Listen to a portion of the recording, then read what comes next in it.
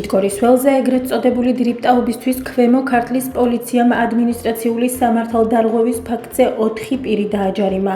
სამართალდამცავების მიერ ჩატარებული მოკვლევით დადგინდა, რომ 2007 წელს დაბადებულმა ნგ-მ, 2002 წელს დაბადებულმა თლ-მ, 2005 წელს დაბადებულმა ჯ-მ და 2002 წელს დაბადებულმა ლ-ვ-მ სხვადასხვა დროს თეთრიწყაროს მუნიციპალიტეტში მდებარე თითქორის მემორიალის მიმდებარე ტერიტორიაზე ეგრეთ წოდებული დრიფტი გამართეს. ინფორმაცია შინაგან საქმეთა სამინისტრო ავრცელებს.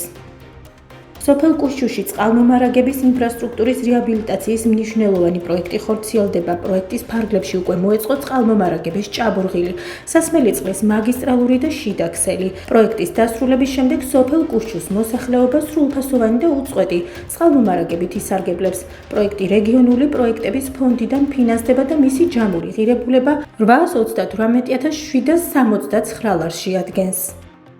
იტალიაში ქალაქ მოდენაში ტელეფონის ქურდობის ბრალდებით საქართველოს მოქალაქე დააკავეს. იტალიური მედიის ცნობით, კაცმა ქალაქის ცენტრში მდებარე ერთ-ერთი სავაჭრო ცენტრიდან 1000 ევროს ღირებულების მობილური ტელეფონი მოიპარა და ადგილიდან გაიქცა.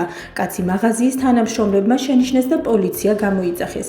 საქართველოს მოქალაქე ადგილობრივმა პოლიციამ მალევე დააკავა.